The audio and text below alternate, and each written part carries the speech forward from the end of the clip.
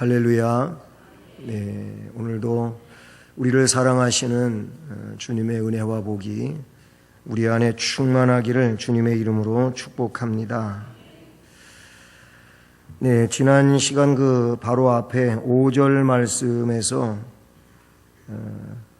예수 그리스도를 유대 지파의 사자, 다윗의 뿌리라고 그렇게 표현했었습니다. 유대 지파의 사자이며 또 다윗의 뿌리다. 그렇게 부르던 예수 그리스도가 오늘 6절 말씀에서 바로 다음 절인 6절 말씀에서는 어린 양으로 이렇게 나타나고 있습니다. 사도 요한은 그러면서 보좌와 네 생물과 장로들 사이에 한 어린 양이 서 있는 것을 보게 됩니다. 앞에 나오는 그 유대 지파의 사자, 이 사자와 어린 양은 대조적 의미를 지니고 있죠. 사자는 맹수이지만 양은 그 맹수의 밥이 될 수밖에 없는 연약한 짐승입니다.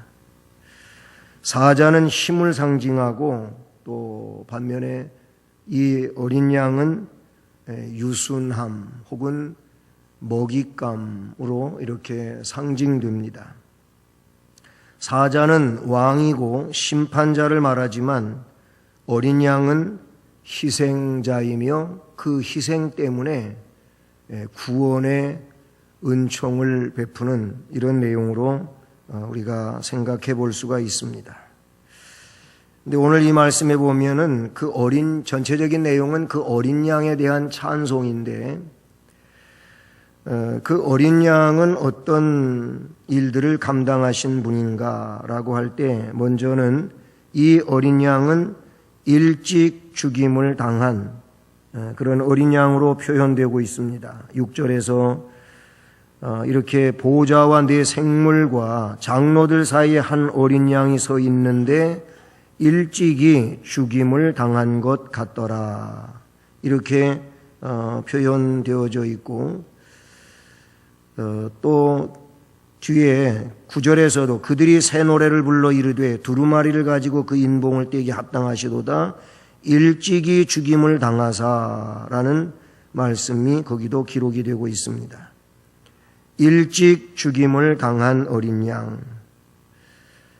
죽임을 당한 어린 양 하면은 성경의 내용들 가운데에서 먼저 생각나는 것은 이사야 53장 아마 7절 말씀 아닌가 생각합니다. 거기 보면 도살장으로 끌려가는 어린 양이라는 그런 표현이 나옵니다. 사도 요한은 요한복음 1장 29절에서 세상 죄를 지고 가는 하나님의 어린 양 이렇게 표현되어지고 있죠.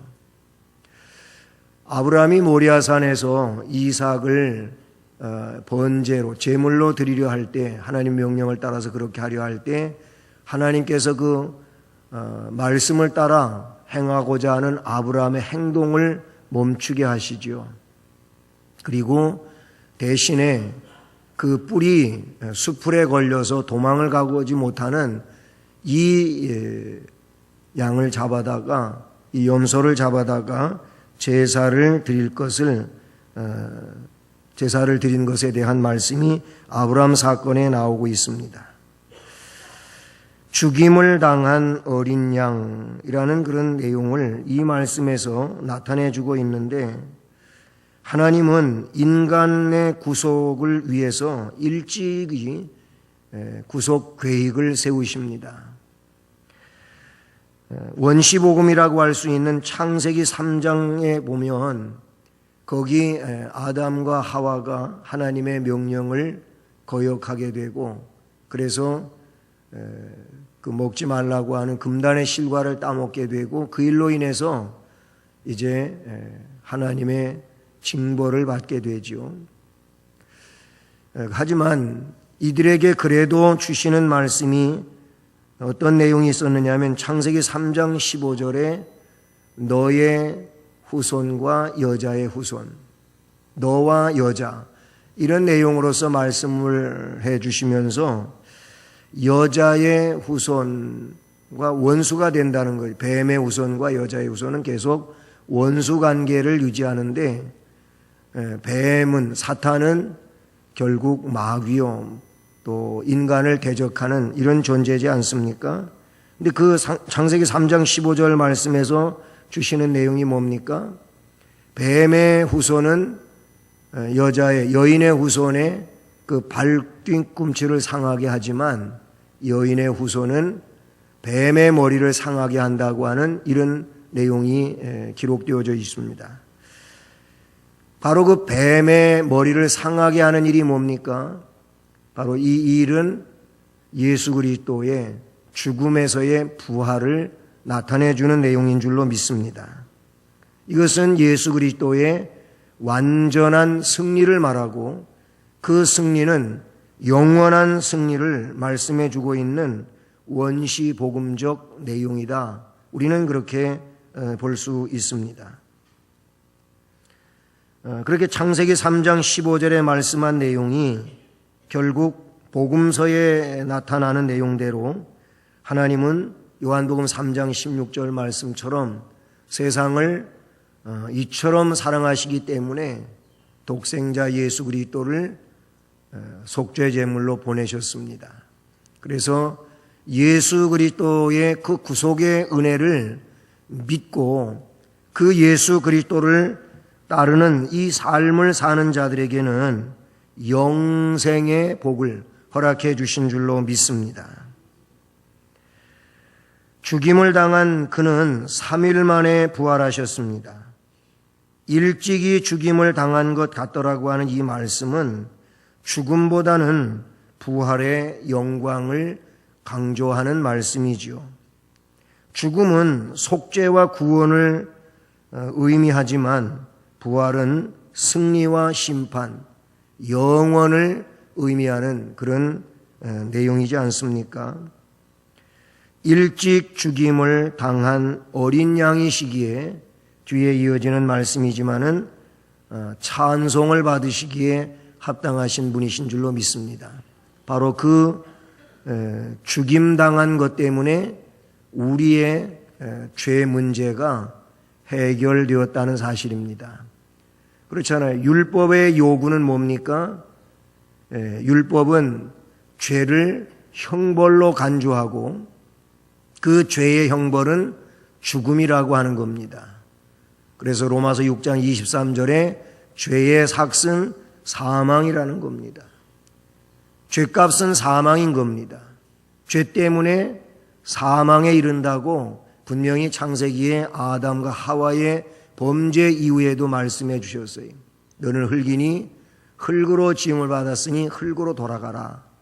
전도서에서는 흙으로 돌아가는 것에 대하여는 이 흙으로 지어진 육체를 말하고 있지만 이 육체 속에 거하던 영혼은 하나님께로 돌아감에 대하여 말씀하고 있죠.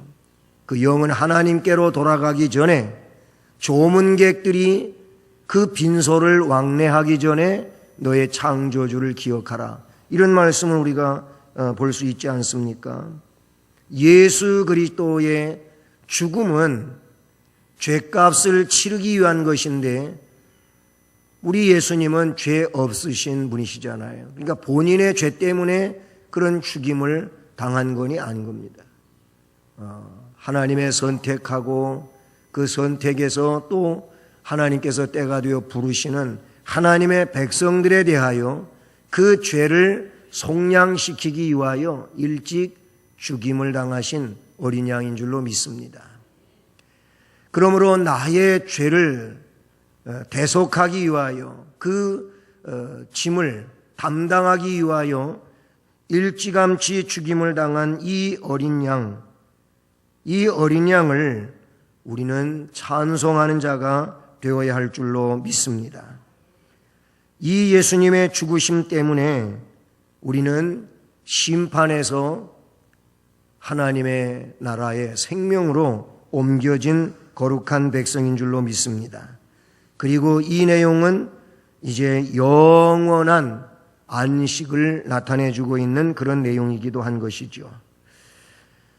또 이 어린 양은 일찌감치 죽임을 당한 어린 양이실 뿐만 아니라 오늘 그 6절 말씀 중반 이하에 보니까 그에게, 즉 일찍이 죽임을 당한 것 같더라 라고 말하고 그에게 7뿔과 7눈이 있으니 이 눈들은 온 땅에 보내심을 받은 하나님의 7영이더라. 아멘. 여기 보면 그 어린 양은 7뿔과 7눈을 가지고 있는 어린 양이라고 말씀해 주고 있습니다. 그냥 이 문자상으로 보게 되면은 어린 양이 예수라고 하는데 예수님에게는 7뿔이 있고 7눈이 있다? 그렇게 하면은 문자적인 면에서 보면은 이상하게 괴물같이 느껴지지 않습니까? 근데 이거는 그런 문자적인 표현으로서 그대로 이해하는 내용이 아닌 것입니다. 성경의 7이라고 하는 숫자는 완전수를 의미하는 것이고요. 그런가 하면 이 뿔은 힘을 말해요.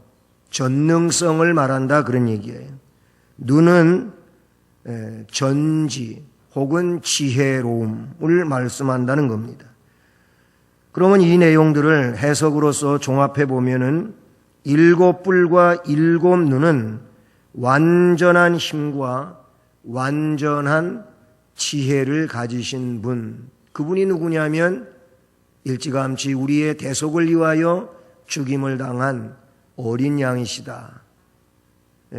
어린 양이신 예수 그리스도는 완전한 힘과 완전한 지혜를 갖고 계시는 전능자이신 줄로 믿습니다.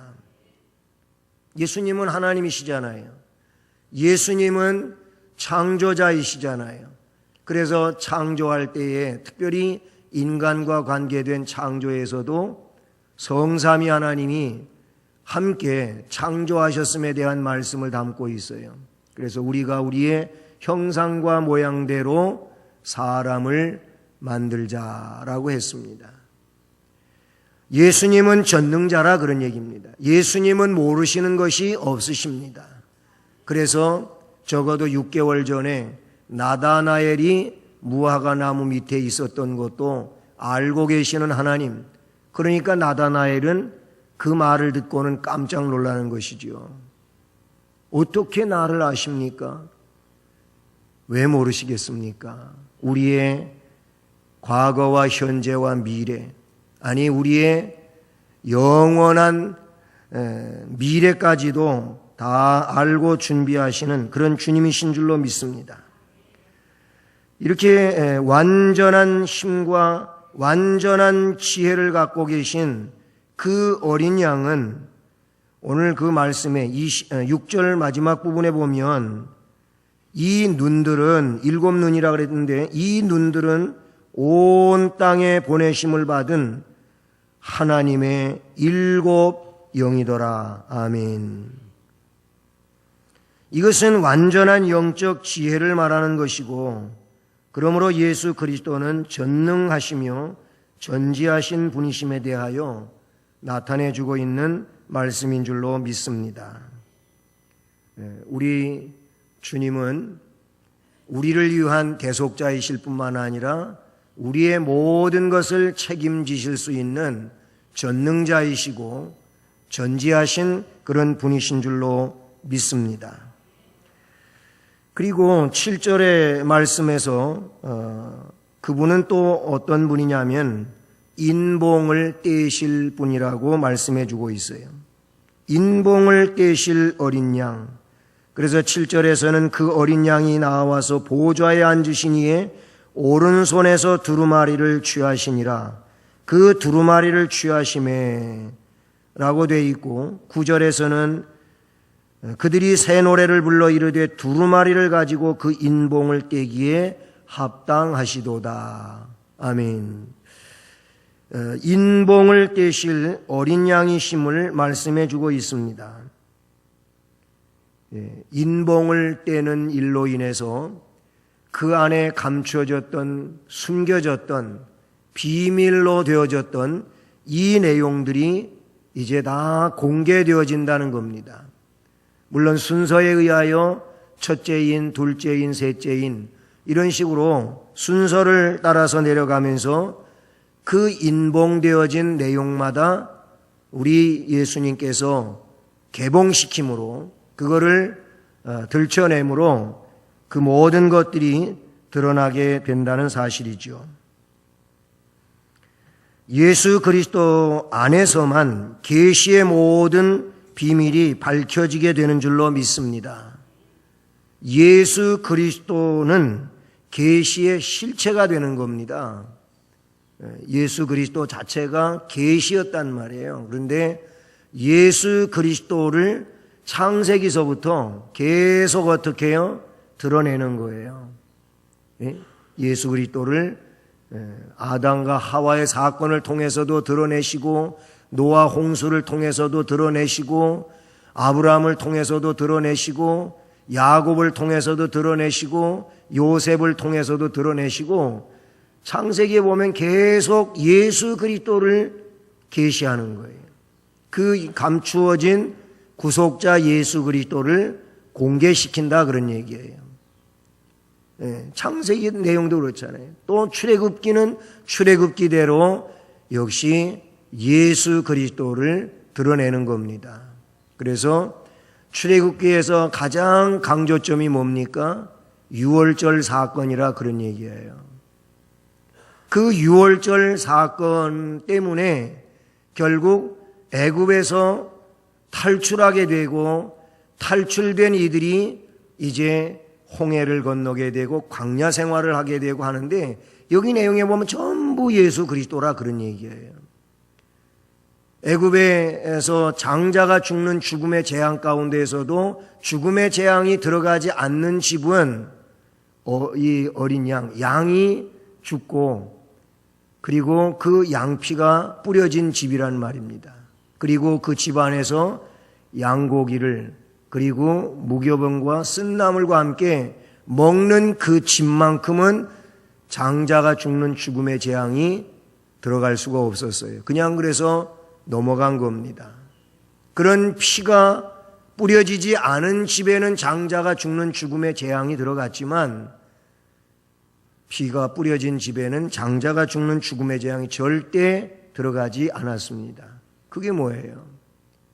그것은 예수 그리스도의 피로서 생명을 구속하는 이 내용에 대한 말씀이라는 사실을 우리는 잘 알고 있지 않습니까? 그리고 그 출애굽되어 가지고 저들이 홍해를 육지같이 건넌단 말입니다. 이 홍해 사건을 고린도서에 보니까 세례 사건으로 이야기하고 있다는 것이죠. 다시 말하면 홍해 이전 상황과 홍해 이후의 상황을 이야기하는데, 홍해 이전 상황은 뭐예요? 옛사람을 말하는 것이고, 홍해 사건 이후의 사람은 새 사람을 말하는, 이게 세례라 그런 얘기예요. 예수 그리스도의 이름으로 받는 이 세례가 옛사람의 죽음과 새로운 사람으로서의 태어남을 말씀해 주고 있는 내용이잖아요. 이 사람들에게 주어지는 것이 뭡니까? 만나와 메추라기라 그런 얘기. 그런가 하면 반석에서 나는 샘물이라 그런 얘기인 겁니다. 뭐 반석에서만 샘물이 났습니까? 그 이전 상황에서는 마라의 쓴물이 단물로 바뀌어지게 되고 하는 이런 모든 일련의 사건들은 생수이신 예수 그리스도, 영원한 말씀의 떡이신 예수 그리스도, 예수님 자신이 요한복음 6장에서 나는 생명의 떡이다, 나는 생명의 음료다, 그러므로 나에게 오는 자는 결코 줄이지 않는다, 그리고 그들의 배에서 생수의 강이 흘러 넘친다, 이렇게 말씀하고 있는 내용이 전부 뭡니까? 예수 그리스도, 예수 그리스도를 계시한다 그런 내용이에요. 그 이하에 이제 레위기는 뭐 제사법들이 계속 나오지 않습니까? 그래서 이 제사법을 잘 모르니까 레위기 성경은 도대체 뭔 얘기를 하는 건지 읽어도 재미도 하나도 없다고. 그래갖고 레위기 성경이 안 읽혀지기도 하는 이런 면이 있는데요. 어쨌든 그 내용은 제사의 제사. 제사의 핵심은 뭡니까? 예수 그리스도란 얘기예요. 히브리서를 보면은 그 내용을 우리가 잘 알 수 있다는 사실이죠. 그 다음에 민수기, 그리고 신명기, 또 그 이하에 나오고 있는 여호수아 쭉 펼쳐져 가는 성경의 내용은 계속해서 예수 그리스도를 계시한다라는 점을 우리는 깨닫게 되는 것입니다. 그게 뭐냐면 인봉을 떼실 어린 양에 대한 말씀이라는 거예요. 계시는 그 계시의 실체는 예수 그리스도입니다. 그리고 예수 그리스도 안에서만 계시의 모든 비밀이 밝혀진다 그런 얘기예요. 그러니까 사람 어느 누구에 의하여 계시가 밝혀지는 게 아니고 예수 그리스도에 의하여 계시가 밝혀진다 그런 얘기예요. 그렇기 때문에 우리는 예수님을 중심하고 예수님을 통하여 성경의 내용들을 맥을 찾아간다 그런 얘기인 겁니다. 그렇게 안 하면 어떤 인간 개인이 만약 계시를 개봉시키는 자가 되고 계시를 개봉시키는 그가 결국 이상한 선상에 오르게 되고 이단 시비가 오르내리는 이런 일이 있어요. 자기가 마치 계시를 말하는 그런 어떤 새 계시라든지 아니면 성경에 기록되어져 있는 어떤 특별한 계시를 자기만이 개봉시킬 수 있는 자인 것처럼 그렇게 이야기하는 사람들이 있는데 그거는 성경의 내용상 지금 뭔가 그가 잘못 말하고 있는 것이고 주장하고 있는 것이다. 그렇게 볼 수 있는 것입니다. 성경은 성경이 해석해 가지 않습니까? 그래서 성경은 이사야에서도 짝이 다 있다 그랬어요. 그래서 성경이 성경을 그렇게 반증하고 이해시키고 해석해주고 그런다는 사실이죠. 우리는 기억할 수 있기를 바랍니다. 다시 말하면 성경의 모든 계시는 예수 그리스도에 관하여 말씀하고 있고 예수 그리스도가 그것을 완전하게 드러내 주신 줄로 믿습니다. 자, 이처럼 일찍이 우리의 죄 문제를 대속하기 위하여 죽임을 당하신 어린 양, 그리고 7 뿔과 7 눈을 가지고 계신, 즉 완전한 힘과 완전한 지혜를 갖고 계신 이 어린 양, 그리고 계시의 모든 내용을 다 펼쳐서 보여주시는 예수님, 어린 양이시란 말입니다. 이 어린 양은 찬송을 받으실 어린 양이신 줄로 믿습니다. 할렐루야. 그래서 오늘 말씀에도 보면은 그 이하의 말씀을 보게 되면 찬송을 하고 있어요. 찬송 받으실 어린 양께 찬송을 드리고 있다 그런 얘기죠. 그래서 8절 말씀을 같이 읽어봅니다. 8절 시작. 그 두루마리를 취하심에 네 생물과 24 장로들이 그 어린 양 앞에 엎드려 각각 검은 고와 향이 가득한 금대접을 가졌으니 이 향은 성도의 기도들이라. 아멘. 9절에 이어서 그래서 그들이 새 노래를 불러 이르되, 여기서 그들은 8절에서 말하고 있는 네 생물과 24 장로들이죠. 그러니까 찬양 받으실 어린 양께 8절부터 10절까지의 내용은 네 생물과 24 장로들이 찬양하고 있는 것을 보게 됩니다. 이미 네 생물과 24 장로에 대한 말씀은 앞에서 우리가 살펴본 것처럼 네 생물은 하나님 보좌 주위에서 하나님을 섬기는 그런 자들이고, 이 24 장로들은 하나님의 선택된 백성들의 대표성을 지니고 있는 그런 이들이라고 말씀을 드린 바 있습니다. 이들이 찬양을 드리는데 어린 양 앞에 엎드려라고 8절에서 말하고 있습니다. 그 어린 양 앞에 엎드려. 그렇습니다. 찬양의 자세에 있어서 그 어떤 것보다도 먼저 선행되어져야 될 일들은 엎드림이라는 것입니다. 예배는 그 예배라고 하는 용어 자체가 뭐냐면 하나님 앞에 엎드려 절한다. 이게 예배예요, 예배. 그게 예배예요. 하나님을 가장 높으신 분으로 그렇게 경배하기 위하여 하나님 앞에 우리는 어떻게 해요? 엎드리는 거예요. 엎드려서 내 정성 어린 예의를 갖추어서 절하는 것이 이게 예배인 겁니다. 이 네 생물과 24장로들도 어린 양 앞에 엎드려라는 겁니다. 엎드려 찬양을 드립니다. 그것은 꼭 뭐 이렇게 엎드림의 자세, 엎드려서 찬송했다고 하는 그런 의미로서 내용보다는 그의 하나님 앞에 어떤 자세를 취하여 경배하는가에 대한 내용을 말씀하고 있는 것이죠. 그리고 이들은 각각 검은고와 향이 가득한 금 대접을 가지고 찬양하고 있다는 사실이죠. 검은고는 찬양을 의미하는 것이고 금 대접은 본문에 말씀하고 있는 대로 성도의 기도들이라고 이야기하고 있습니다.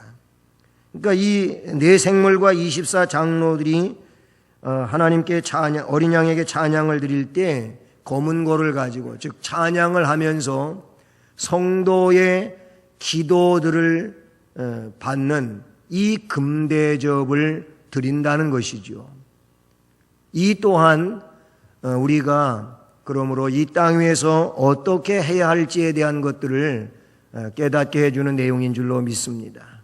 우리가 드리는 기도는 바로 이 향로에 담겨지게 되고 하나님 앞에 드려지게 되는 줄로 믿습니다. 우리가 얼마만큼 기도하는 겁니까? 어떤 기도를 드리는 겁니까? 우리의 기도는 정말 하나님이 받으시기에 합당한 그런 기도의 모습들이 되는 것인지요. 향이 가득한 금대접, 그것을 오늘 말씀에서는 이 향은 성도들의 기도들이라 그랬어요. 우리 한번 좀 앞으로 나중에 살펴볼 내용이지만 8장 말씀 가볼까요? 8장 3절로 4절 같이 읽어보시겠습니다. 시작. 또 다른 천사가 와서 제단 곁에 서서 금향로를 가지고 많은 향을 받았으니 이는 모든 성도의 기도와 합하여 보좌 앞 금제단에 드리고자 함이라. 향연이 성도의 기도와 함께 천사의 손으로부터 하나님 앞으로 올려가는지라. 아멘. 여기 말씀에도 보면은 천사가 향로를 가지고 많은 향을 받았는데 이는 모든 성도의 기도와 합하여 보좌 앞 금제단에 드리고자 합니다. 그랬어요. 우리가 드려지는 기도, 우리가 드리는 기도는 하나님 앞에 이렇게 올려지게 되는 줄로 믿습니다. 그러므로 적극적으로, 그 다음에 열정적으로 또 간절하게 기도하는 기도의 용사들이 되시기를 주님의 이름으로 축복합니다. 그리고 이 네 생물과 24장로들의 찬양의 내용이 뭡니까? 9절, 10절, 오늘 5장의 말씀으로 돌아와서 9절과 10절을 읽어봅니다. 시작. 그들이 새 노래를 불러 이르되 두루마리를 가지시고 그 인봉을 떼기에 합당하시도다. 일찍이 죽임을 당하사 각 족속과 방언과 백성과 나라 가운데에서 사람들을 피로 사서 하나님께 드리시고 그들로 우리 하나님 앞에서 나라와 제사장들을 삼으셨으니 그들이 땅에서 왕노릇 하리로다 하더라. 아멘. 이 네 생물과 24장로들의 찬양의 내용은 우리에게 너무나도 큰 은혜를 느끼게 하는 찬송인 줄로 믿습니다. 여기 보면 일찍이 죽임을 당하셨다고 하고 있고, 그렇게 해서 각 족속과 방언과 백성과 나라 가운데서 사람들을 어떻게 하셨다고요? 피로 사서 하나님께 드리시고, 이 말씀이 우리에게 있어서는 한없는 은혜가 되는 겁니다. 일찌감치 죽임을 당하신 그 어린 양의 피, 그 어린 양의 피가 각 족속과 방언과 백성과 나라 가운데서 사람들을 피로 사서 하나님께 드리신다. 그러니까 세계 열방 가운데에서 이 피의 어떤 혜택을 입는 자가 누구겠습니까? 하나님의 선택된 백성들이란 말이에요. 하나님의 부름을 받은 하나님의 예정된 백성들이라 그런 얘기예요. 그런 이들을 피로 사서 하나님께 드리시고, 그리고 나서 그들로 우리 하나님 앞에서 피로 사서, 이 말은 곧 그 피에 의하여 정결하게 된 그리스도의 신부된 사람들을 말하죠. 그렇게 되어서, 그렇게 해가지고 뭘 하게 하십니까? 그들로 우리 하나님 앞에서 나라와 제사장들을 삼으셨으니, 할렐루야. 예. 그들이 땅에서 왕노릇 하리로다 하더라. 우리는 그리스도의 피의 공로 때문에 이런 은혜를 받은 자인 줄 믿습니다. 얼마나 놀라운 일입니까? 예? 죄인인 우리가 의인이 되었습니다. 의인이 된 우리가 하나님 앞에서 나라와 제사장이 되었습니다. 베드로서에도 우리는 왕같은 제사장이라고 그랬잖아요. 그 왕같은 제사장이 그리스도의 피에 의하여, 그 은총에 의하여 그렇게 된 줄로 믿습니다. 우리는 그런 놀라운 존재가 되었습니다. 오직 주님의 은혜인 줄로 믿습니다. 너무나도 감격스러운 이런 내용이 아닐 수 없는 것이지요. 그 다음에 11절로 12절에 보니까 여기에는 어린 양에 대하여 만만천천 천사의 찬양을 이야기하고 있어요. 예? 11절 12절 읽어봅니다. 시작. 내가 또 보고 들음에 보좌와 생물들과 장로들을 불러선 많은 천사의 음성이 있으니 그 수가 만만이요 천천이라. 큰 음성으로 이르되 죽임을 당하신 어린 양은 능력과 부와 지혜와 힘과 존귀와 영광과 찬송을 받으시기에 합당하도다 하더라. 아멘. 만만천천 천사의 찬양을 나타내주고 있습니다. 요한 사도가 또 보고 들음에, 요한 사도는 이 신비한 것들을 보며 들었습니다. 보좌와 생물들과 장로들을 둘러선 많은 천사의 음성이 있었습니다.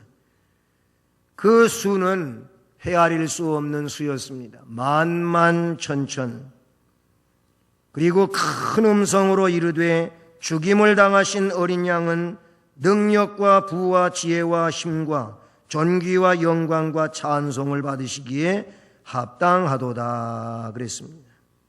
천사들은 수도 없이 많고 하나님의 보좌 옆에서 시동드는 이런 이들로서 영광의 존재들이죠.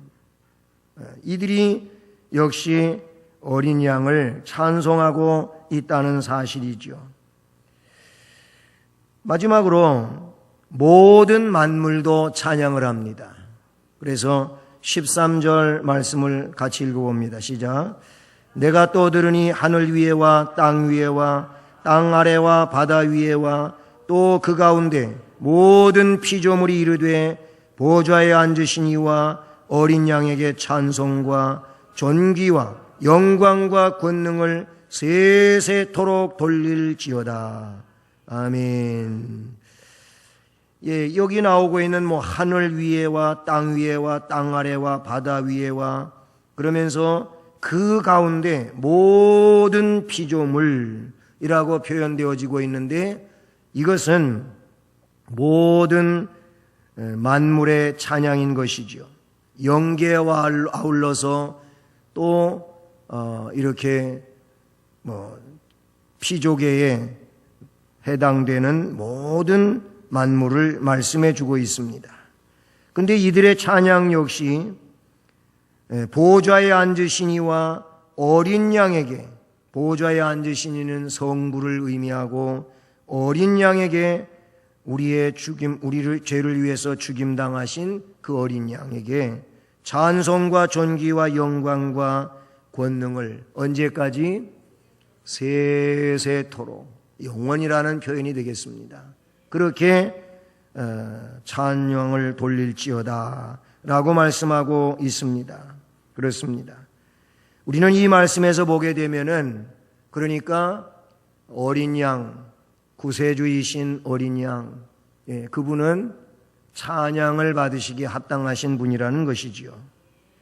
그러므로 모든 피조물에게 맡겨진 임무가 있다면 보좌에 앉으신 이와 그리고 새 언약의 중보자이신 어린 양에게 찬송과 존귀와 영광과 능력을 영원토록 돌려야 되는 것이 임무라고 생각합니다. 이 임무를 충실히 할 수 있기를 주님의 이름으로 축복합니다. 찬송 많이 하시길 바랍니다. 특별히 어린 양이신 주님을 찬양하시길 바랍니다. 나의 죄를 구속해 주신 이 속죄자이신 예수 그리스도를 가슴 뜨겁게 찬양하는 우리들 될 수 있기를 바라는 것입니다. 이런 찬양이 울려 퍼지고 나니까 14절에서 네 생물이 이르되 아멘 하고 장로들은 엎드려 경배하더라. 아멘. 우리는 찬양이 있은 이후에 아멘 하잖아요. 아멘. 그 내용은, 그 찬양의 내용을 내가 공감합니다. 나도 그렇게 생각합니다. 그런 의미라는 말이에요. 이들도 그랬어요. 말씀에서 나타내 주고 있는 것처럼 그렇습니다. 찬양이 울려 퍼지니까 이 찬양에 대하여 화답으로 아멘라고 했다는 이 점을 기억하고, 여러분 찬양 앞에 아멘 하실 수 있기를 바라고 찬양하는 자가 되시기를 주님의 이름으로 축복합니다. 우리 찬송가 358장